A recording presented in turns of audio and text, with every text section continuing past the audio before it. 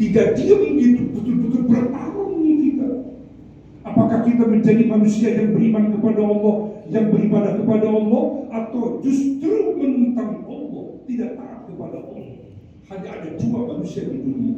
Ada yang tunduk patuh iman kepada Allah, ada yang tidak tunduk patuh, yang ingkar kafir kepada Allah Subhanahu wa ta'ala.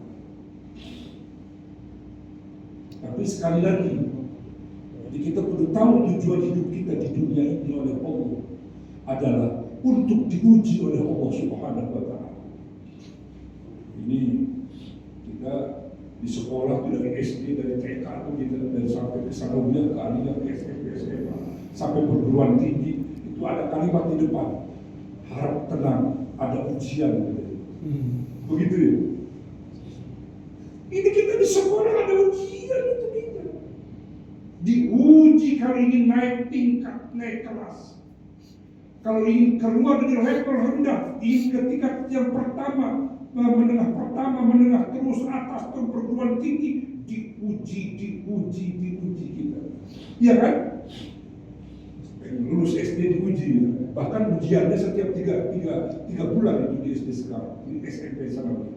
Per 3 bulan, 3 bulan, ada 6 bulan diuji, ada tahunan diuji kita di sekolah, ada ujian kelas kita di sekolah, di perguruan tinggi ada ujian dulu, seleksi dulu, diseleksi dulu gitu. Ada semesteran juga, nanti udah akhir membuat karya ilmiah, skripsi, disertasi, tesis, macam-macam, diuji. Kalau ingin naik tingkat, begitu pula kita hidup di dunia oleh Allah.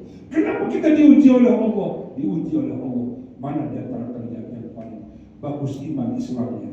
Mana yang paling istiqomah, dia beribadah tetap menyembah kepada aku, sekalipun dalam keadaan hidupnya susah. Yang jelas, kita sebagai orang-orang yang beriman harus menyadari bahwa hidup ini kita di dunia diuji oleh Allah Subhanahu wa ta'ala. Dalam surat Al-Ankabut bisa kita lihat ayat 2 dan 3, apa bunyinya Ustaz? Ahasiban nasu ayyutraku ayyaqulu amanna wa hum la yuftanun. Bahasa kita begini Pak. Ahasiban nasu, apakah manusia mengira, menyangka ayyutraku ayyaqulu amanna billah, dibiarkan dia hanya berkata saya iman kepada Allah, saya iman kepada Nabi Muhammad, saya beragama Islam. Apakah cukup dengan begitu? Tidak. Wahum la yuftanu, bahwa mereka oleh Allah tidak diuji, pasti diuji kata Allah. Kamu enggak cukup hanya ngomong doang kata Allah. Kamu setelah berkata, setelah bersyahadat, setelah mengakui KTP-nya beragama Islam, itu pasti kamu sebagai orang Muslim akan diuji kata Allah Subhanahu wa ta'ala. Begitu. Ini ayat turun dalam tafsir Jalalain maupun tafsir Shawi. Ini turun gara-garanya ada orang beriman di Mekah, di Madinah, itu mereka setelah beriman itu diuji, disakiti, diisolir, difitnah, bahkan mau dibunuh itu orang-orang Muslim oleh orang musyrik di Mekah, di Madinah. Mengeluh mereka, para sahabat, ya Allah, ya Rasul, kami udah beriman kepada Allah, kami udah iman kepada Allah, tapi kami disakiti, kami diusir, kami dibekot, bahkan kami dibunuh. Apakah manusia berbeda atau bahwa mereka dibiarkan begitu saja kami iman kepada Allah, sedangkan mereka nggak diuji? Oh pasti diuji kali. Bagaimana itu Bilal bin Rabah menjadi seorang Muslim, dia iman kepada Allah ahad, Allah yang Maha Esa. Itu ujiannya diikat, dijemur di terik matahari di Saudi Arabia. Kalau di kita kan panasnya nggak begitu panas, paling 33, 35 kali di Jakarta, panas di Indonesia. Kalau di Solo kan sampai 47 sampai 50. Kemarin itu di Eropa sampai 49 sampai 50 panasnya itu di Saudi Arabia. Dijemur itu Bilal bin Rabah sambil dicambuk dia. Kalau kamu tetap iman kepada Muhammad, kepada Tuhan Muhammad, Allah yang Maha Esa, akan aku cambuk sampai mati, kamu dicembur, diuji. Tapi tetap aja Bilal ngomong ahad, dikebuk, ditenang, dikebuk, terus berkata ahad. Diuji orang beriman. Tetap aja akhirnya kan dibeli kan oleh para sahabat. Oleh siapa? Oleh Abu Bakar, oleh Sayyidina Utsman, dibeli. Udah, aku beli, berapa kamu jual? Waduh, itu harganya berlipat-lipat itu bilang. Dibayar, udah bayar bebas merdeka. Akhirnya udah dia bebas dan menjadi orang beriman yang dari seksa. Begitu tingginya, begitu beratnya ujian-ujian orang-orang beriman. Jadi jangan dikira orang beriman, orang udah taat, rajin beribadah, rajin sholat berjamaah, rajin ikut pengajian, ikut silaturahmi, rajin bersedekah. Jangan dikira itu ada ujian, pasti diuji. Mustahil manusia beriman di dunia enggak diuji oleh Allah. Ada aja ujian kita. Walaqad fatana alladziina min qablihim fala ya'lamanna Allahu alladziina sadaqu wa la ya'lamanna al-kadzibin. Kata Allah, sungguh kami telah menguji orang-orang sebelum kalian. Sebelum itu kalian, kata Allah, sehingga kami mengetahui mana yang benar-benar beriman kepada Allah, mana yang bohong imannya. Itu dilihat oleh Allah dengan ujian-ujian. Ini bapak-bapaknya tadi, kira-kira ada masalah nggak di rumah ini? Ada nggak? Alhamdulillah ada. Ustaz Wajudi banyak. Semua diuji kita oleh Allah. Cuma Allah itu Maha Agung, Maha Besar, ya, Maha Cerdas. Kalau di sekolah itu guru ngasih ujian sesuai kemampuan. Kalau kelas 1 ya materinya kelas 1. Oh ini murid saya bisa nih. Tapi kayak yang benar-benar belajar ya bisa, karena udah diajarin. Di kelas 2, di kelas 3, di kelas SD, di kelas sanawiyah, SMP nih beda tuh ujiannya. Tapi guru semua kelas sama apa? Disamain. Oh ini kelas 3 sanawiyah, SMP nih ujian ini udah tahu tuh guru kemampuan muridnya. Kalau yang nggak mampu nggak mungkin guru.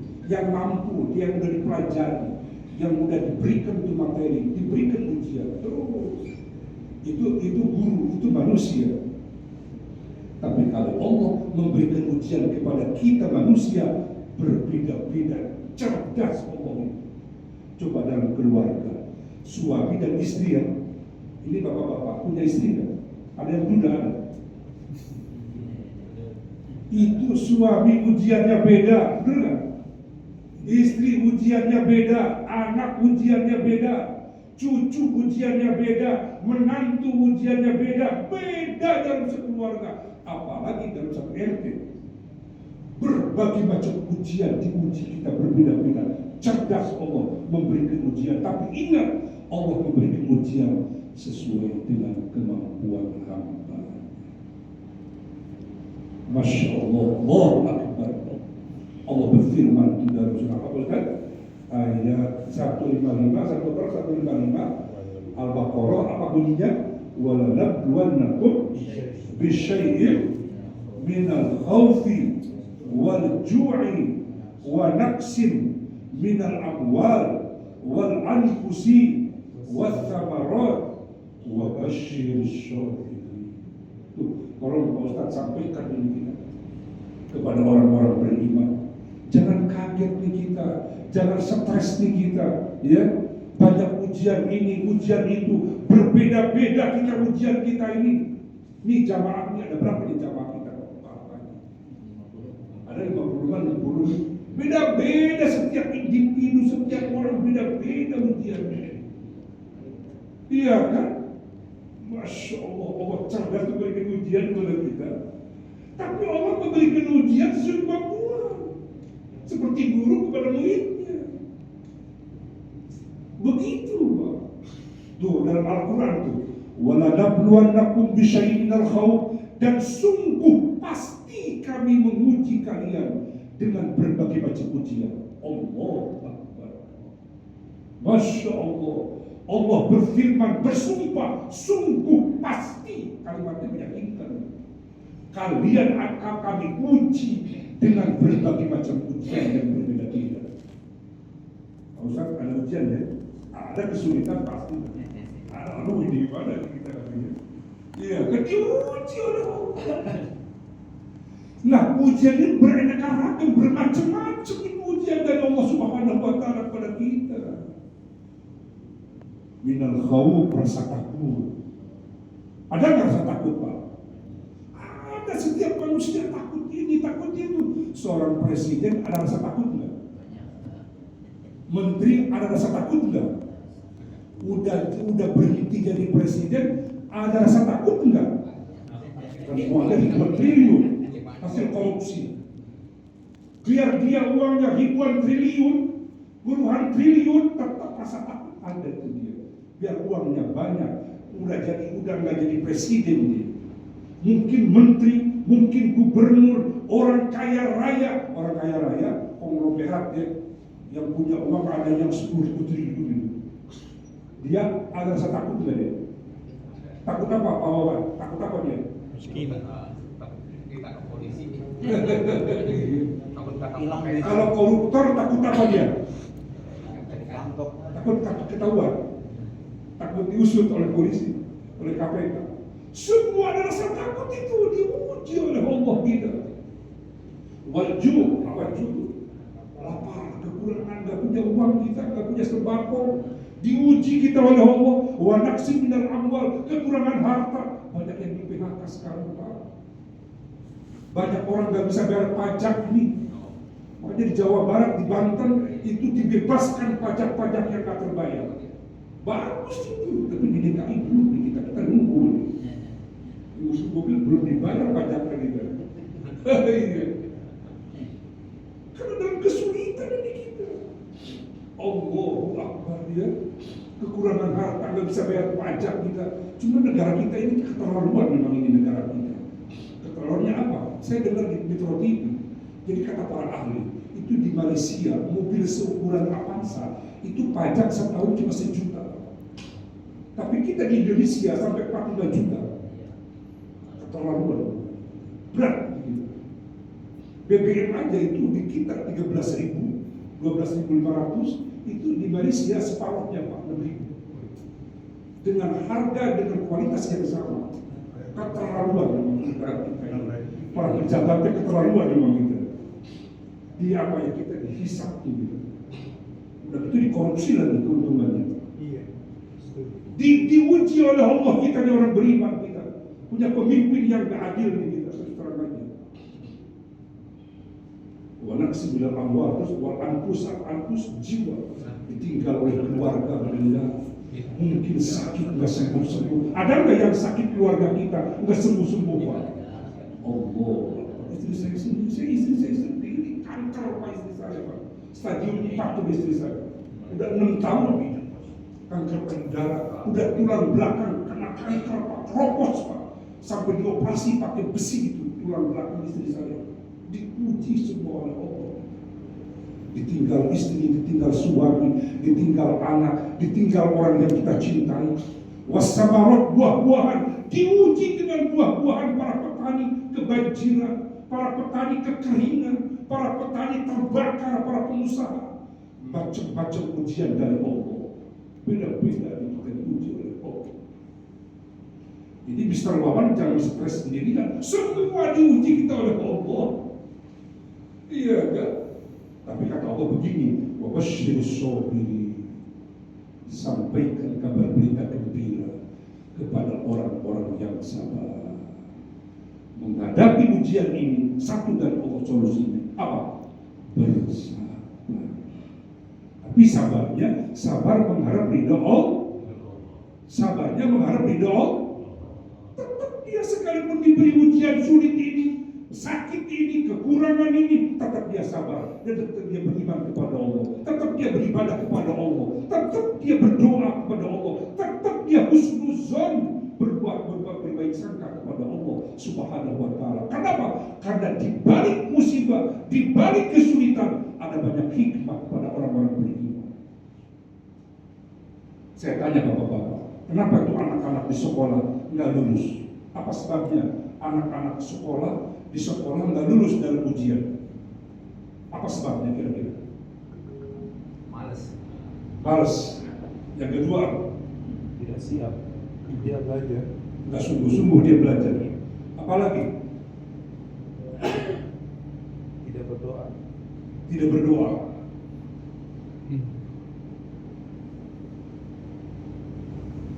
Padahal guru memberikan ujian udah sesuai kemampuan, udah disampaikan kepada muridnya, tapi itu murid nggak lulus 2-3 orang. Kenapa nggak belajar dia? Nggak sungguh-sungguh dia. Begitu pula manusia dalam kehidupannya. Kenapa banyak manusia yang stres, bunuh diri, sampai merampok, korupsi, membunuh? Kenapa? Karena dia tidak mempelajari kehidupan yang ditunjukkan oleh Allah dan Rasulnya Nabi Muhammad SAW. Kalau dia hidup ini mengikuti petunjuk Allah dan Rasul Nabi Muhammad, dia akan bisa menghadapi ujian hidup ini. Kenapa dia tidak bisa menghadapi ujian kesulitan hidup ini? Karena dia tidak memahami petunjuk Allah tentang sabar,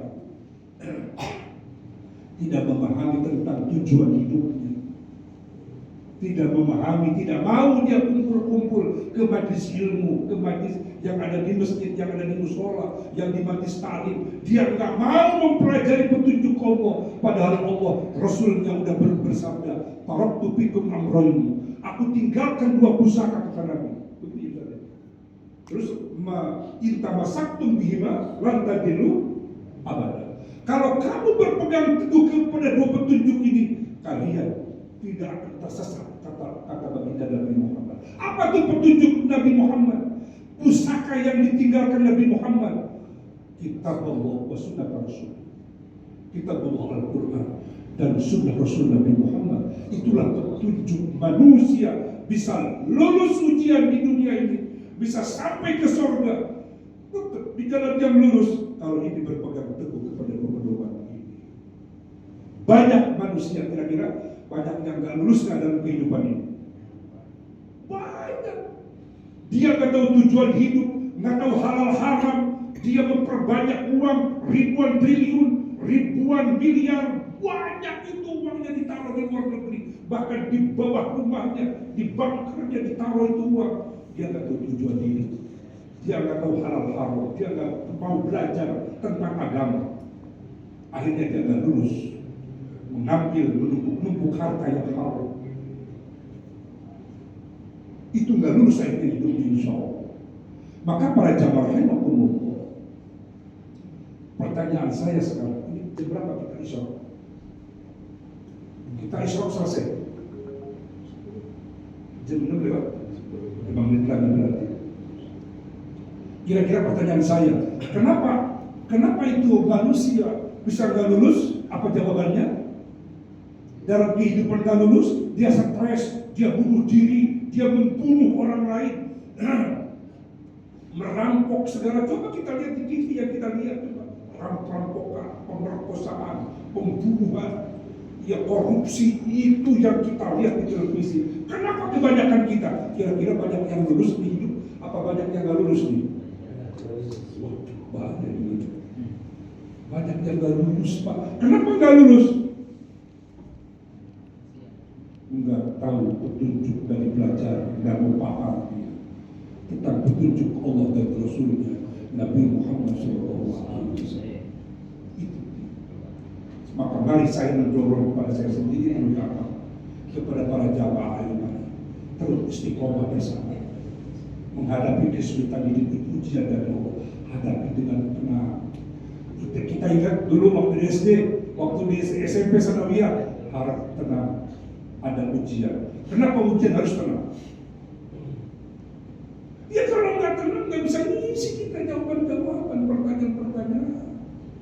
Begitu pula kita hidup di dunia kalau nggak tenang, udah sulit ini, punya utang, ditagih lagi. Mau diambil itu motor kita, cicilan nggak kebayar sama kita.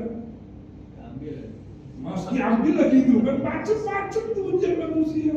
Udah sakit nggak sembuh-sembuh, udah punya utang nggak kebayar, macam-macam nih ujian manusia. Satu keluarganya beda ujiannya.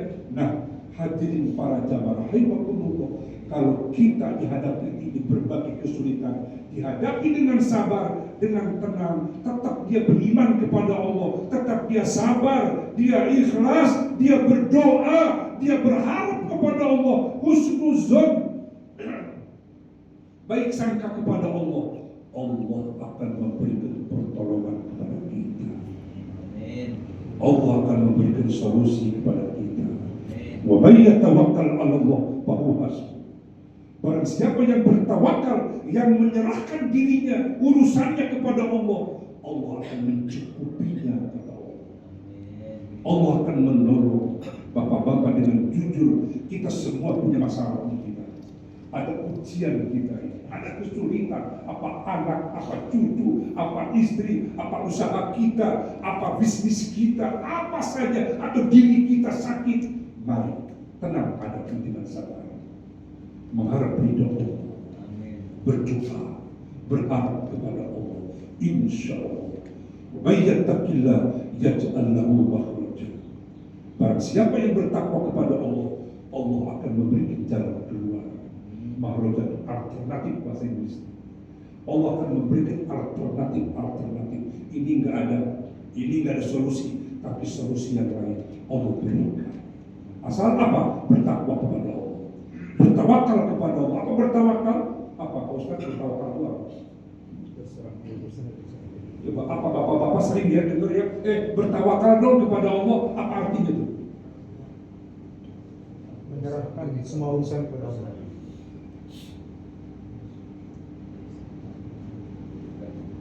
Iya, bertawakal itu semua urusan kita diserahkan kepada Allah. Setelah kita berusaha, kerja keras, berikhtiar sesuai ilmu kita yang ada pada kita, kita usaha. Udah, setelah kita usaha, hasilnya serahkan kepada Allah. Itu yang enak hidup ini. Allah menantang, Allah mengajak, "Hei, wa may yatawakkal 'ala Allah fa huwa hasbuh." Barang siapa yang bertawakal kepada Aku, kata Allah, Aku cukupkan, Aku tolong kehidupan kalian. Serahkan kepada Allah urusan ini kita. Terus aku di pesantren banyak masalah ini, masalah sekolah lah, pesantren lah, kudu makan anak-anak, gurunya kudu dibayar honornya, banyak. Tapi saya serahkan semua kepada Allah. Alhamdulillah, ada saja itu rezeki dari Allah, ada pertolongan dari Allah. Masya Allah, Allahu Akbar. Allah Maha Besar, Allah Maha Mendengar, Allah Maha Melihat. Semoga Allah mengampuni dosa-dosa kita. Semoga Allah mengampuni dosa-dosa kedua orang tua kita. Ya Allah, orang tua kami yang mungkin semuanya kita udah rata-rata orang tua kita di alam kuburnya, selamatkan orang tua kami ya Allah. Dan kami bertemu di sini, amal ibadah kami juga alirkan kepada orang tua kami, kepada guru-guru kami, kepada orang-orang yang mewakafkan ini tempat ini. Berikan kemudahan, keberkahan, dan kekuatan dan solusi-solusi dalam kehidupan. Subhanaka Allah bihamdika asyhadu an la ilaha illa anta astaghfiruka wa atubu ilaik. Assalamualaikum warahmatullahi wabarakatuh. Jazakumullah khairan. Terima kasih.